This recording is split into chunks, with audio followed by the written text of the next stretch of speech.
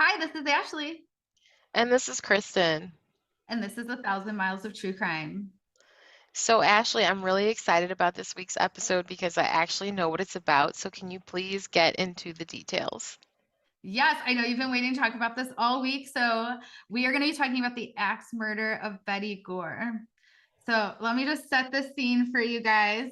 It's Friday the 13th. It's June of 1980, and the neighbors of Betty Gore are going to go try to get into her house. They're in Wylie, Texas. It's really silent in there, and they're really just hoping there's got to be a misunderstanding. We're going to find Betty.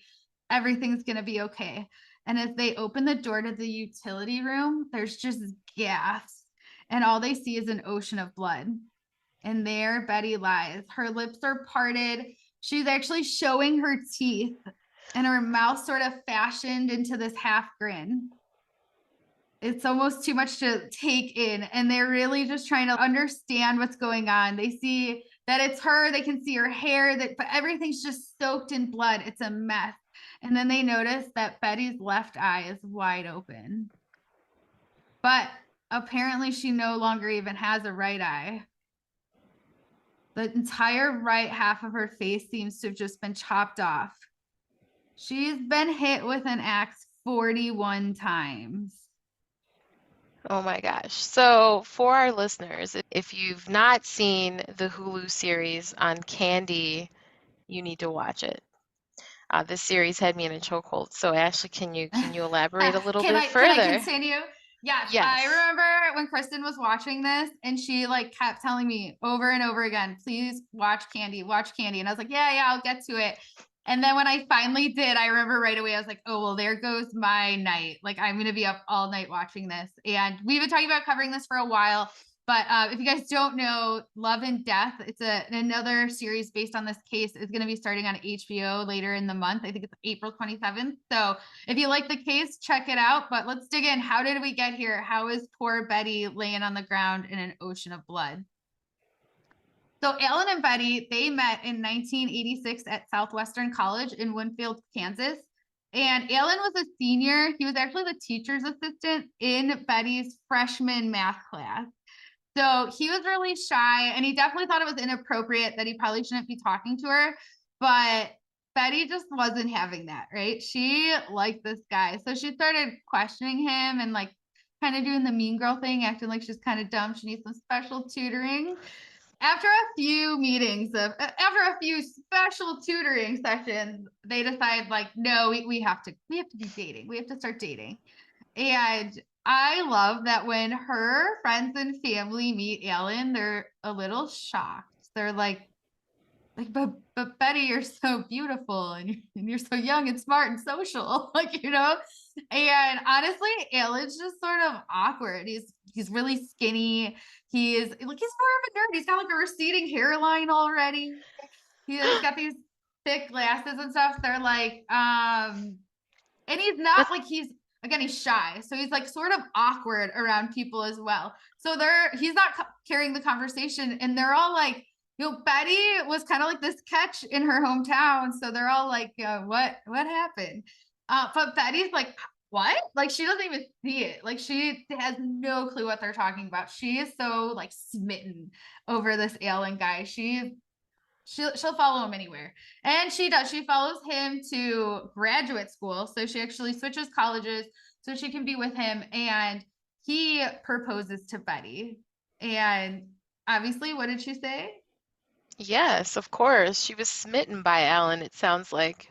Yeah, she was totally smitten. She was so happy. They got married. Alan actually then starts the graduate program for computer analysis, and Betty is working on her teaching degree, which is I think is crazy because she said she wanted to be a teacher from like day one. When she was in school when she was little and they were asking her what she wanted to do, she was like teacher. And I just think I don't know, I changed what I wanted to be so many times and none of them were realistic. So I just thought it was cool that like her whole life she wanted to be a teacher. And after they both graduated, they're moving around a bit. And Alan has to travel for work a bunch. Like he's gone sometimes for like 6 weeks. He's out of the country. And that's really rough on anyone, right? It's just a challenge. And Betty actually ends up having an affair. And, that's just never a great way to start a marriage. And not to give Betty a pass or anything, it was just a rough time for everybody. But they were really committed to changing. Like, she was like, this was stupid. I'm in love with you. Like, I'll do anything. And they finally settled down in Plano, Texas. And Betty got pregnant, but she starts having some issues right away. A lot of different kind of issues. She's starting to like already fall into a depression even before she has the baby.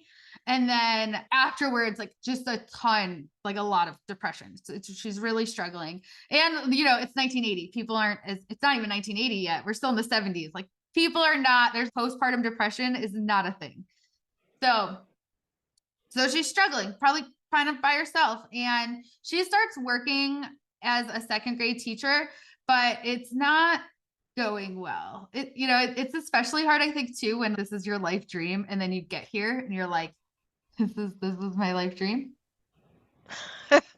What have I signed up for, right? Yeah. And it's one thing too when you're like kind of struggling with the kids, which she was struggling with the kids. That's hard, right? They're young and all the things that go along with that. But she's also struggling with the parents. And that's definitely a challenge trying to like maneuver that as a new teacher. And if you're not doing well with their kids, it makes sense that the parents are coming in having issues. But she also didn't do well with the teachers for whatever reason either. I think there was just it just wasn't a good time for her. I think it was probably a bad time. She was super strict. And I think everyone was like, chill out, it's the second grade kind of thing. Still, I mean, being a teacher is hard no matter what grade you're teaching, I think. And I don't know, I don't want to say that they don't get their credit, but like that's a really hard profession to be in. And it sounds like she didn't necessarily have a support system really, in like with other teachers and like maybe relationships with other teachers and things like that. I don't know, like, am I reaching there or is that like an actual Yeah, truth? I think, right, like if you're going through like this form of depression, you're moving to a new town, you feel like you don't have anybody, and then now work sucks too. Like she probably wasn't at her best going there, to be honest. And I think that it showed, and it just didn't really work out for her. So unfortunately, I think that was a huge challenge for her in her life. So Alan's still traveling a lot too. So when I'm saying like she has this baby, she's back to work and she doesn't have her husband there helping her. And when he is home, they go to church, they're very religious, but he's like a pillar in the community kind of guy. Like he's getting elected to all these like big committees and things at the church. So it's like, okay, so when you are home, you're at the church. Like, and he's just constantly there. And she's even there, just sort of, I don't know what it was. She just wasn't really, that's like, it wasn't her scene. She wasn't fully fitting in there. It's like she would go to church, but she wasn't running all the clubs kind of thing. It I sounds think like he was more of the social butterfly and she wasn't really into making those types of connections with the people in the church or just in general. It sounds like at the school and church, right? yeah, but and honestly, like that's the way it's really presented in Candy, that like she's this like bitter, frumpy housewife that poor Alan has to deal with when he's home once a week. But like when I'm doing all these readings, like again, think about the things I just said 2 minutes ago. Like she was the social butterfly. She was the cut. She was the prettiest girl around kind of thing. So I think it just shows like what depression does to you too. And then like if you don't have a support group or anybody there being like, whoa, this is not the Betty I know. What's going on? Like the Betty I know wouldn't scream at second graders. You know what I mean? So I think it's just like, and then it just catapults more and more. Like the more teachers that hate you, I'm just gonna keep going on and on. Where I'm like, poor leave Betty alone. Betty is finally diagnosed with postpartum depression. So I think that does help some. She's starting to get to see therapists and things like that. If she was able to like kind of start to let some things go, she was let go of her job, which I think was hard. But like if you're not in the right frame of mind to be doing that job, you know what I mean? I think it was kind of best for everyone that she just walks away. And Alan's still traveling constantly. This would be like a common theme. Like we should take a drink every time I say Alan's traveling constantly. She's raising her daughter, but she's also trying to take on some substitute teaching jobs when she can. Honestly, even with that, she kind of got in trouble. Like, stop being so strict. You're the substitute teacher. But she's overcoming it. She got a job actually as a 6th grade teacher in Wylie, Texas. And eventually she'll go down to 5th grade, which seems to be like the perfect fit for her. And what I'm getting at here is she kind of gets her groove of things and she's able to actually work as a teacher and do what she loves. Alan he's at this point actually demanded a position where he's going to be just in that sales office. Like, he said, enough's enough. I've been traveling forever. Either I'm going to find a new job or keep me here. Because he knows it's like really impacting his wife. And I'm sure he's like seeing that his daughter's growing up and he's not there. And it's not like he can FaceTime her, right? Like, It's the 1970s. 70s. Yeah. Right. So they decide this is the perfect time. They're going to move to Wylie, Texas. They're going to get a bigger house. This is a great location for them. It's closer for her to get to work. It's closer for him. It's kind of perfect for everybody. And they found the perfect new church for them. So they're going to start going to the Methodist Church of Lucas. And there is when they're first introduced to Candy Montgomery. And her and Betty, they get along very quickly. I mean, they're close in age. They have daughters that are the same age, the whole 9 yards. It seems like they should be best friends. And the church is really like, think of this as Candy's universe, right? Like, she's there constantly. She's always running things, she's that mom that I think just always seems like really put together. She's got that like main character energy. She's married to Pat Montgomery, and he is an engineer. She's actually the secretary. That's how she met him at the Texas Instrument. Texas Instrument. Is that just the name of the company? I want to say like the whole calculator. I'm like, I think they're more than that. Yeah, I think they're more than that. But yes, the Texas Instruments Corporation, like he's working for them. Yes, and he's like a big deal. Pat's making 70,000 a year, and like 70,000 a year is decent now, right? Back then, are you kidding me? That's like 300. It's over 300,000. I think it was like 330,000 or something. Holy like cow! Come on. So yeah, Candy was like, "Thank you so much for the opportunity to be a secretary, but I quit." And so yeah, she was a stay-at-home mom, and she liked it, but she would describe it as being bored out of her mind. I think she was always kind of up to no good because she was a little bored, Think about this, where we're kind of at where everyone's at in their relationships and stuff, is that Alan, he's kind of missing this intimacy, I think, at home. He feels like, when they were trying to get pregnant, he felt like it was kind of on a schedule, like, they were only doing it. They would do it every day that week that she could get pregnant, and then nothing. So I think he's like, he's having his own issues, and Candy Montgomery is just bored out of her mind, and they both spend all of their time at the church. So what do you think is going to happen? I mean, it's timing, right? Like, so both couples are in this like weird phases in their marriages or relationships. So it's like, I don't want to say opportunity, but if you're lacking in the intimacy department in your relationship, and then you're going to this place that you feel like you can be more yourself or whatever, and people are drawn to that, like I could see that happening. Yeah, and I don't want to blame Alan. Like, I mean, I don't want to defend Alan. Alan's a bad guy.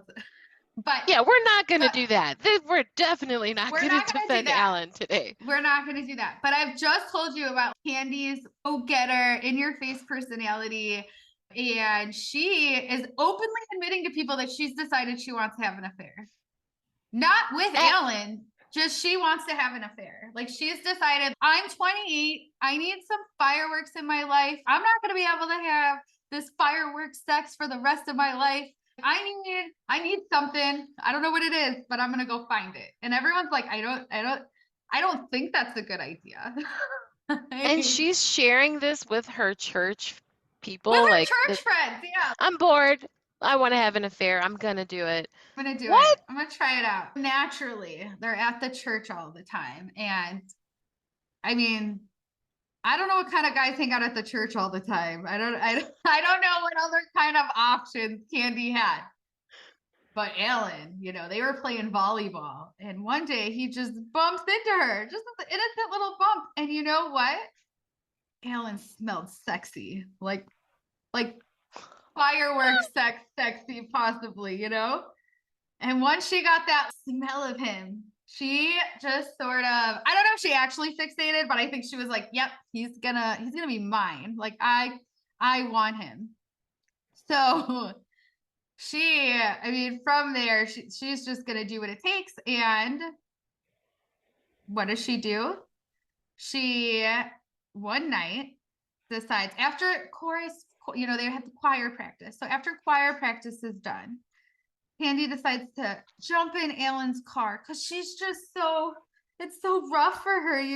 Like, I'm really sorry, Alan, but I want to stop thinking about you. And I just can't. And I don't know if I want you to do anything about it, but you're just so attractive and I just can't get enough of you. So obviously Alan's shocked, right? Like, let's go back to Alan, right? Never described as the hottest guy in the room until I'm sorry, not till Betty, till Candy walked up. So she's like, I can't even keep up straight. I'm like, these two girls are nuts. But so he's like flabbergasted. She just gets out of the car and walks away, right? Like, I wonder what he was thinking on the way home that night. And it should have just ended there, right? But now what's happening to poor Alan? Now he can't get Candy out of his head. And he doesn't know what to do. But he can't stop going to church, right? Like, he can't avoid her. He's got to go to church all the time. She lets it settle a little bit. But about a week later, they're there. They actually have like volunteered to stay late and clean up the church because they're really good people. And Ashley, I love how you just threw that in there. They're God-fearing people and they just wanted to clean their church. But you know how things go. They leave, and as Candy's getting in her car, it jumps in and he's like, let's talk about what you said. He's like, he's doing the like, I absolutely can't have an affair. Betty had an affair and it broke my heart. And but if we had an affair, what would that look like? And then she's doing the, you're such a great man, and she cheated on you. Like, she's very good at playing into this. They don't decide anything that day, but they kiss, and then he gets out of the car really quickly and they leave. I think Candy knew exactly what she was doing. She was planting a seed. She was basically trying to find that opportunity of who's going to be my target. It didn't matter. It didn't matter how attractive. I think that's not what you're looking for. You're looking for someone that is going to want to play this game of cat and mouse with you. And I think she saw Alan as a target, and so she did exactly what she knew would work, and that's plant a seed, even if it wasn't even going to flourish into anything else. By her getting in his car and just professing her desire to have something with him, I think she knew that that was going to get in his head. Or maybe she was in tune with, maybe, how like you see other couples and like you can kind of get a vibe of where are they good visibly, you know what I'm talking about? And I think she honed in on that and she was like, oh, they must be having some problems. That's what I see. I think you're 100% right. I think one thing that you're forgetting about is that they were friends. I'm not saying they were best friends or anything, but from all accounts, they were friends. So there's a chance too that Betty's sitting there saying, yeah, oh, like, this is what's wrong. And she's just turning that around and being like, Alan, I hear that you come home after your long work week and Betty just wants you to help with the kids and clean. You know what I mean? I think she's easily feeding into it. And she's good at it. She is trifling. That's all I have to say. Yeah. I'm gonna just She Just is gonna say trifling. it. She's Yeah. trifling. Yes. Carry on. Okay, so it's a couple weeks later, and it's now Candy's 29th birthday. So Alan, gives her a little call on the telephone, and he asked her to meet for lunch. She says, if you meet me, maybe we can talk about some stuff. They do all these weird meetup things too, where they first meet at this repair shop in McKinney, Texas, and then they drive to a tea house, and that's where they discuss the affair. So for the next couple months, they're not having an affair. They're literally just meeting all the time and strategizing how the affair would work, like what rules they need to have. They don't want to hurt their family, so we got to do this right. And, and this is like just all over lunch. They're literally writing out like rules and stuff. And Alan's still not fully committed. He's still a little nervous. So Candy decides, what I'm going to do is I'm going to make a list. Again, so first of all, she makes the list of rules. She thinks that's going to make him more comfortable. It's like, hey, we're both going to split all of the costs. We're going to only meet on Tuesdays and Thursdays at your lunchtime because that's when she has her kids at daycare. And she also creates like, one of those lists where you're like, here's all the reasons we should do it. And here's all the reasons we shouldn't. And yeah, and then finally it happened. So December 12th, 1978 was the official date where they actually started their physical affair. They would meet at like a nicer hotel that first time, but they'd end up at the Como Motel, which is a lot more reasonably priced, if you get what I'm saying. And then that's where we'll start frequently going there. But you know what? Candy realizes after all of this, she's doing this, guy. She's not getting her fireworks. She's still got no fireworks.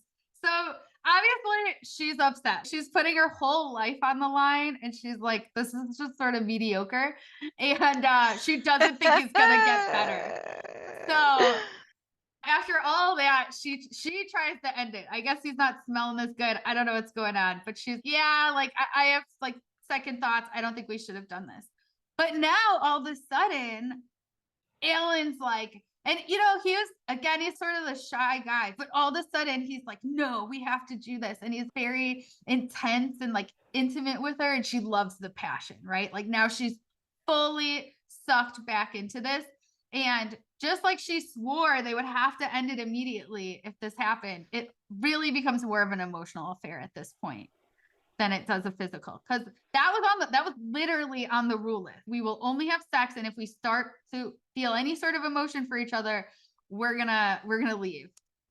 That's the dumbest setup I've ever heard of in my life, because there's no way, in my opinion, okay, this is my personal opinion, obviously, but it's all the planning that they did, like, we're not going to do this, we're not going to break these rules, we have this rule book or whatever. Like, come on, let's be real. Come on. You're both in miserable relationships. You're going to catch feelings. Like, you're setting yourself up. Yeah. Totally. Ridiculous. It's ridiculous. It also like somehow makes it a little worse too. It's not like it was like this, oh my God, we got caught up in this wave of passion in the gym at the church while we were mopping. No, like you guys sat down and made like a to-do list on how to not get caught. That's something. They were only meeting that every other week or whatever, but they're talking on the phone every single day. And they're sharing everything, all about their lives, their dreams, their goals, their children. You know how it is. And strangest thing happened. You wouldn't believe it. They caught feelings, right? Like, who would have thought? Surprise. I mean, I'm not shocked at all. I would even say that maybe if their relationship had just strictly been sexual and that's it, no communication, no conversation, we're going to meet here every Tuesday and Thursday or every other week or whatever, maybe then, maybe not as emotionally or easily emotionally attached, but you're talking about your personal lives with this other person, and that's how those attachments form. So, of course, guess what? you're going to start to catch feelings. It's just inevitable. It's inevitable. I also think like it's probably another layer too. Like it's all of those things, right? True, 100%. But then you're also like showing up and you're like going with the family to, you know what I mean? Like their families are hanging out. You actually know her husband and her daughter and stuff. Like I don't know. It's weird. It's too close to home, and I cannot imagine how they didn't think this was going to happen. During this time, Betty gets pregnant with her second child. And we already know her history with pregnancy and things like that. I'm sure it's even easier when your husband's out cheating. But you know, but again, we all need to remember Alan is a really good guy. Alan is the good guy in the story. And Alan tells Candy, I think we're getting too serious. And Betty's in the final months of her pregnancy. And I just couldn't imagine if she goes into labor and can't get a hold of me because I'm here with you at the Como Motel. They end up ending it. And honestly, at this point, Candy's like, good. Yeah, that's probably for the best. Because she's starting to feel like I've already got another like lame in the bed husband at home. Because now she's having to make him lunch all the time and like just all this stuff. And she's kind of, I think she really is kind of over it. Candy is like, I got some free time now that I don't have to be at the Como Motel. It's the perfect time for me to throw my good friend Betty a surprise baby shower. Trifling. I was fucking your husband, and now we're going to be the best of friends, and I'm going to throw you the most glamorous baby shower. Yeah, those be the ones. Those be the ones. Those be the ones, Ashley. You know I'm not lying. Am I telling any lies? No, just put yourself in Betty's shoes, right? She's probably the happiest she's been in so long. She's probably at home feeling like she doesn't have any friends. And then this happens. And it's mentioned that this was a very nice baby shower. She went all out. And I just can't imagine when you realize what's going on, you know what I mean? And you look back and you ruined her baby shower. Ooh, You I'm inserted spicy yourself right now. into her baby shower. I am spicy right now. I'm spicy. Yes, she's fucked up for doing that, but Alan is even more fucked up for allowing that. What are you thinking? Like, why would you even want to put yourself in that predicament of being with your mistress and your wife in the same thing, celebrating the life or birth of whatever your second child? Are you an idiot? Betty would have the baby and the baby was healthy. And I mean, yeah, Betty was going through some postpartum depression again. And Alan was feeling really guilty, but Candy kept calling him. And, you know, he didn't want Candy to feel bad. And she was starting to get upset. So they start the affair again. But Betty was not stupid. Betty's starting to have some questions. She's starting to have some suspicions. And one day they actually like got home from a trip and he like wants to go back to work right away. And she's like, can't you just take the day? And then he has to discreetly call Candy and, you know, I'm not going to be cleaning the church today. And they kind of talk a little. And Betty even comments, wow, that conversation sure took longer than it needed to. So I think he knows she's suspicious. She's kind of on to me. And I mean, he didn't stop right away, right? He still went and met up with Candy a few more times. And Candy would end up, like, he kind of tries to break it off, and Candy would end up admitting that she's in love with him. And Alan does not say it back. He does say, though, I'm afraid that I'm not in love with Betty anymore. Alan takes a new job now. He's at ECS Telecommunications, and he then tells Candy, look, I'm going to be working a lot more and I don't have the same job. Like I can't be disappearing for lunch like I used to. So I'm not going to be able to meet up anymore or meet up as much. He doesn't say I'm not going to be able to meet up anymore at all. And, you know, Candy's like, no, don't do this to me. I'm in love with you. And then he does start to admit that it is a little more than the job. not only is Betty getting really suspicious of us, and not only am I starting to feel guilty, like I want to start working on my marriage. I want to make this work. I have a family. And we're even considering going to marriage encounters. Do you remember marriage encounters? It was in our very first episode. That was Betty Broderick. That was what her and her husband went to. Yes, yes. That shit don't work, obviously, because Great that's record taking right out now, two. right? Yeah. They get 2 thumbs down. Yeah, I just had to, when I was reading that, I was cracking up. Betty and Alan go, and it really works for them. It actually kind of breathes life into their family again, into their relationship. They start doing a lot better. And he officially ends the affair. So it's been about a year, but, and to be honest, like he doesn't even officially end it, but he's like ignoring her. He's doing all this stuff. So she finally says, you know what, Alan, I'm not going to call you anymore. I'm not gonna do all these things. I'm gonna stop making you lunch. I'm gonna, and he's good. I really want to focus on my wife and my family. She not only accepts it, then she's, Pat, we gotta go to marriage encounters. It didn't work for them either. I don't know. They literally didn't have the feeling there. She's actually frustrated, that they went and they gave it their all, even though she's in love with this other guy, and she's shocked it didn't work. Yeah, she can't really be surprised that it didn't work because she's literally in love or in lust with someone else. So you can't go to marriage counseling with that and think that you're going to rekindle something with your husband that it's just dead. It's just dead. You're the only reason you're going is because you're mad that this other relationship is maybe flourishing and you want something that you can't have. So I'm not surprised that marriage encounters didn't work for the third time or second time. We'll go with second time. I He think wasn't in it's love with showing. her, I don't think. I don't think he was in love. I think it's showing. Yeah, he's guilty, and it's showing Candy wasn't feeling guilty. Like she was just grasping at straws to try to make herself happy.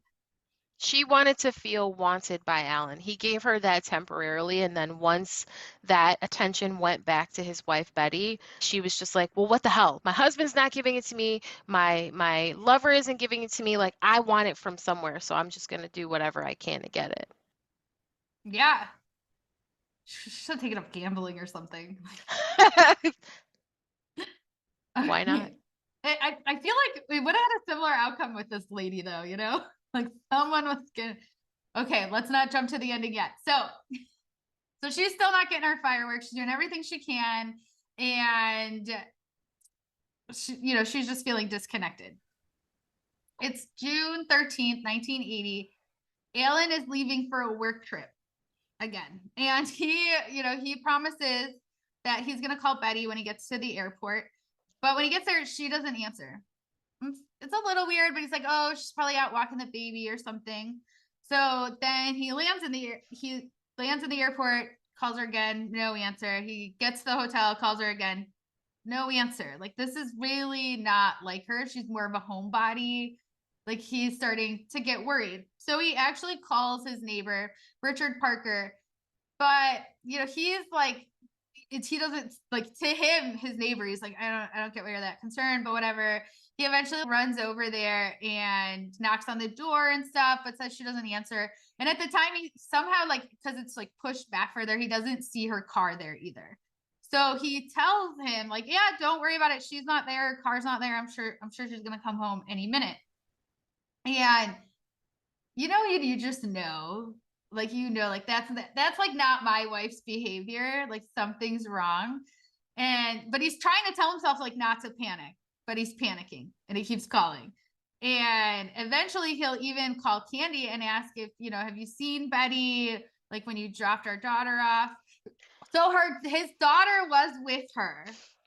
And she admits like, oh no, she's actually still with me. She's gonna spend the night. I did see her earlier. I went to get her swimsuit, and she was there. She seemed okay. She seemed like kind of eager to get me out, but yeah, no, I didn't notice anything else. Do you need me to run over there?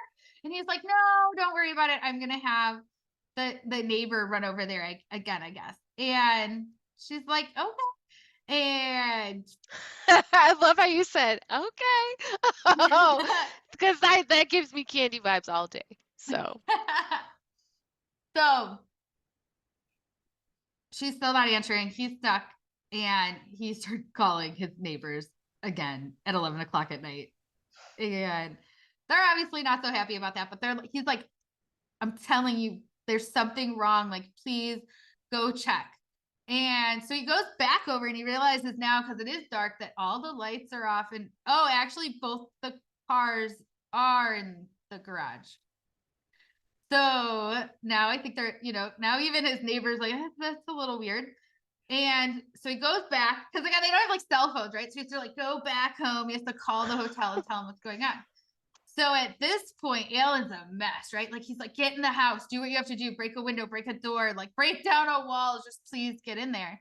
And so he goes back over there. And at this time, he's now encountered by other neighbors. So he's encountered by Jerry. This is another neighbor who Alan has been calling because he's trying to get so many people over there. And then Jerry actually calls his neighbor, try to keep up, it's the suburbs, but he calls his neighbor Lester because Lester is a realtor. He's actually the one who sold the house. And apparently back then they just had master realtor keys. So he had a key to get into the house. So they go right to like the back door and they're trying desperately to open it. For whatever reason, it's like not working. The lock's jammed. I don't know. They can't get in. And they're getting frustrated. They're trying to decide, like, am I going to break a window? What am I going to do? And then somebody walks to the front and the front door is just unlocked. Which I also think it's kind of funny because I totally get why you'd go to like the back door first, assuming that would be the one unlocked and stuff. But I just love that those men were going to break a window before trying the front door. But thankfully, one of them checked. So they get into the house and right away they're just admitting they have this really bad feeling, like something just seems off. And then that's when they describe opening that utility door, and I've never heard it described, but they see an ocean of blood. And at the time, Lester 100% thinks she probably shot herself. He definitely thinks she was shot. I think they kind of were assuming she had shot herself in the head. And so they got to call the cops, and as he's going to pick up the phone, Alan calls. So now Lester's got to give him the bad news. And obviously he's devastated. He's just been told that his wife was shot and he's stuck in Minnesota and he's got to try to get back to Texas. Wait a second. Alan's traveling for work. Mm-hmm. Betty's other daughter is with Candy. Mm-hmm. Where's the baby? Because she's had the baby. Yeah. So where's the baby? Thankfully, the baby is safe. The baby is fine. They got the baby out of the house. But that baby was there alone that whole time. So The baby wasn't crying? Like nobody heard the baby? Like I would assume the baby would have been crying. Nobody heard the baby. They know the baby was crying though, because the poor baby's like voice is all hoarse, and it's like cracking, and she's soaking wet and she hasn't eaten, and she's probably got like rashes from laying there. Just hoping somebody was gonna come get her. So one of them wraps the baby up, runs the baby across the street to his house. The first neighbor tells his wife to take care of the baby, but to lock all the doors, and like doesn't even answer questions, just runs back. The cops get there, and obviously they're shocked too. This is a horrible scene, and they do find this 3-foot axe in there pretty quickly. And later, that's when they're going to discover she was hit 41 times. So, so they knew she wasn't shot pretty quickly, but come on. And they find that 28 of those were to her head and face. So A lot of people assume right away that this is some crazed murder and that like they're trying to be a copycat of The Shining, because The Shining was just released like 3 weeks before on May 23rd. And the Gore family even had like this ad opened from it in the house, and there's like this iconic picture of I almost said Nicolas Cage, of what's his name, Nicholson, Jack. Jack Nicholson, jeez, of Jack Nicholson. That would have been a very different movie. So he's walking around, or he's, in the picture, he's got the axe. So everybody thinks like, oh my gosh, it's some like creepy copycat killer. And let me tell you, the whole time I was really confused too, because I'm like, I kept seeing stuff about this and people talking about it. And in my head, I was like, if anything, I think it'd be more like Friday the 13th, because it's Friday the 13th, right? And it actually aired that day. So okay, so that's ironic. Yeah, isn't that ironic? Just fun side fact for you. I did do the research. I did the work for you guys. I watched the very first Friday the 13th again. It had been a really long time. He doesn't use an axe in it, so I guess that's why nobody ever made the connection, even then.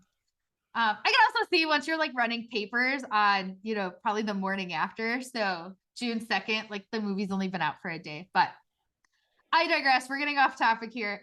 The cops weren't buying into this like copycat theory. They're like, no, even some psychopath copying some horror movie does not hit somebody 41 times. Just doesn't happen. Like, they're convinced from the beginning, when we find this person, it's going to be someone very closely related to her. So they interview Alan when he gets back, obviously, right? He's the husband. Even though he's out of town, you got to interview him. And then, so they realize, well, this Candy girl, we got to interview her. She was the last one to see her. And they interview them both. They're trying to figure it out, right? Like, they're doing all these things to try to figure it out. But Betty, she has a bit of a homebody. They didn't find out the secret. Like, she doesn't have the secret life. She's not, selling drugs on the side or anything like that, right? Like, she really is this good woman. When they talk to everybody, they're like, no, nobody hates Betty. She doesn't have an enemy in the world. But Alan's really thinking about it, and he's like, it's not gonna be good that I lied to the cops during my wife's murder investigation, and I better just call and fess up. So 24 hours after his first interview, he calls and he says, hey, I lied. I'm not currently having an affair with, but I did have an affair with Candy Montgomery. And they're like, Candy? You mean that woman that was last seen with your wife? that one? That's not suspicious at all, as they're calling Candy back in. And again, she's like, I don't know what the issue is here. I was picking up a bathing suit. But so this is on June 17th. Still insisting that she's innocent. She's refusing at this time to take a polygraph, which in 1980 was really controversial. People just instantly think you're guilty. She will eventually take one. She'll fail it, but it'll actually, because it's Candy, it'll end up working in her favor. The parts that she failed and the parts that she was honest on. On the 19th, they're able to confirm. So they did find some evidence in the house. When the cops were there, they found a bloody thumbprint. And amazingly enough, they were able to actually match that to Candy. And then, weirdest thing too, right in the blood, there is a footprint that perfectly matches one of her shoes. So they use that. They arrest her on the 26th, of course. Seems pretty straightforward, right? She's got motive. She's got time. She's got, they've got physical evidence on her. All the things. Should be open and shut, I would think, right? Just open and shut, right? So then Candy, is so confident, I guess. I don't know. She just hires some guy from the church. Like she hires this lawyer who, by all accounts, like this is not the kind of law that he practices. You know what I mean?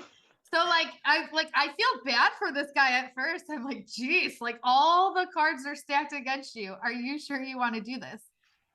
But he's like, are you kidding me? She is not guilty. We're gonna get you off. People believe she was so innocent that she was getting like 70 cards, you know, like cards that people would send saying like, hey, there, like we're here with you. And everybody's like, there's no way she could have done it, right? Like she's 5'2". She's this tiny, petite little woman. And Betty Gore's like 5'8". Like there's no way that this could have happened. They're like, can Betty even swing an axe 41 times? Like, let's be real. So the lawyer also argues things like, hey, I mean, she's there all the time. She was admittedly there that day. Even if that is her fingerprint, like she's there all the time. And a lot of people own shoes like that. You know what I mean? He's really putting doubt in there. Like he's talking to all these accounts of all the people who've seen her all day and everything. Like the only little bit of time that's not accounted for is when she's with Betty. And like she would love to have Betty here to defend her and say she just picked up the bathing suit. They let her out. They let her out on bail. So they're out. They're prepping for court. They're prepping for trial. They're going to do everything they can. And they decide just this lady probably needs a psychiatrist. Like that they can probably pull something out of her. So they have her going over and over and over again. And he's pulling more and more out of her. On top of that, they start doing like hypnosis. So she starts going under hypnosis and now she's giving like even more information. And later in the actual trial, he'd go on stand and say that he really believes that she was suffering from disassociative events. And that like, honestly, she was so blind with rage that she was like not aware that she was even there, to be honest. Where does this all stem from? What's her trigger, right? So Candy, she's she's an interesting girl. She had always had like a bit of a rage issue, almost a little. She for example, she's really competitive. So when she was a child, she got into like a race, like she's running with this kid and he beat her. So what does she do? She threw a jar. She was like so mad. She threw a jar. It shattered. And the glass actually breaks into her forehead. And she's just bleeding everywhere. It's so bad. They have to take her to the hospital. And she's really upset. It hurts so bad. She's crying out and everything. Her mother tells her to be quiet. Everybody in the waiting room is going to hear you. And then she goes, shh. And she puts her hand up there. And from that point on, Candy knew that she could never show her anger again, and she must be the perfect housewife. Candy claims that, Betty had also made that same gesture to her and said, shh. And, Candy had already decided that no one was ever going to shush her in life again. Kind of just kidding. Let me tell you what she really said on stand. Candy claims that, she left church to go over to Betty's house to pick up the bathing suit. And then, when she got there to get the bathing suit so that her daughter could spend the night, that Betty lets her in, but she, seems something's kind of off with her today. And then all of a sudden, Betty confronts her about the affair. I'm sure if this is true, that she was not just, excuse me, are you having an affair with my husband? Like, I'm sure she was yelling at her and everything. But Candy said that she finally just admits it. And she says, yes, but it's been over. It's been over for so long, Betty. It's been over. And Betty says, yeah, I knew. Yeah, I knew. And then she walks in the garage and she grabs an axe like the badass that she is. And she doesn't go in and start threatening or anything right away. Like, she's not like after Candy. she just gently places it against the wall and she tells her not to ever talk to her husband again and that she can't have him. And at this point, I think Candy's heart's kind of racing, right? And so she's like trying to leave. She knows she needs to get out of here. And right as she's going to leave, Betty then tells her, "Don't ever look at me again." And, Candy is such a sweet and caring soul that she then has to put her dirty, cheating hands onto Betty's shoulder and say, "I'm so, so sorry." But Betty's like, "Oh no."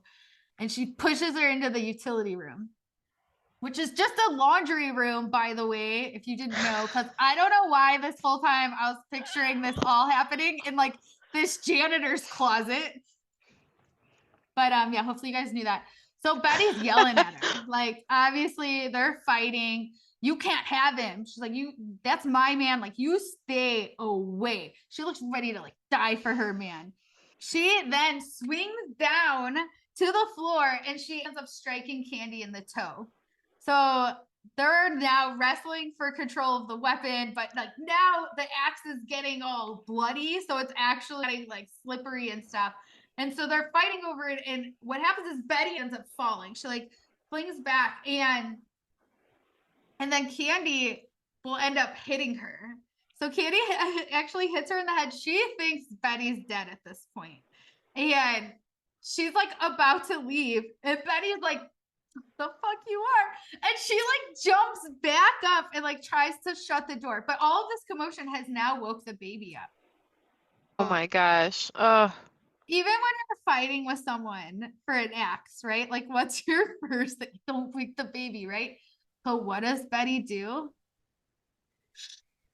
to Candy? And at that point, Candy says it's like, I don't know. It was like it's literally, she was now in like a dream state. snapped. She just snapped and she just starts hitting Betty with this axe. I mean, she admittedly hit Betty with this axe until she was physically exhausted. That's when she finally stopped. And when she stopped, it's like there's just this bloody mess everywhere. She's trying to clean up. She can't clean it up. There's no way. She's trying. There's no way. So She tried to clean it up? she tried to clean it up, like, but there was so much blood. There's so much more blood coming. She just can't. So, but now she's covered in blood. So she goes and she takes the shower. And they had proof of this. They could see blood in the shower and stuff. She takes a shower and then she just leaves. She goes home, she changes, and then what does she do? She does what she got to do. She goes and she picks her daughter and Betty's daughter up from church. Then she goes out to lunch with her friends and like, she's like practically having a self-care day. She then, I don't know why, she decides to cut her, like she breaks the shoe she was wearing because there was blood on part of it. So she keeps part of the broken shoe. I don't understand it at all. She doesn't just get rid of it.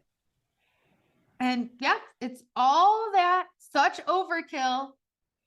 And she just goes on with her day. And the psychiatrist would say that, that basically Candy had just lost a lifetime of repressed anger all on that day, all on Betty's poor face.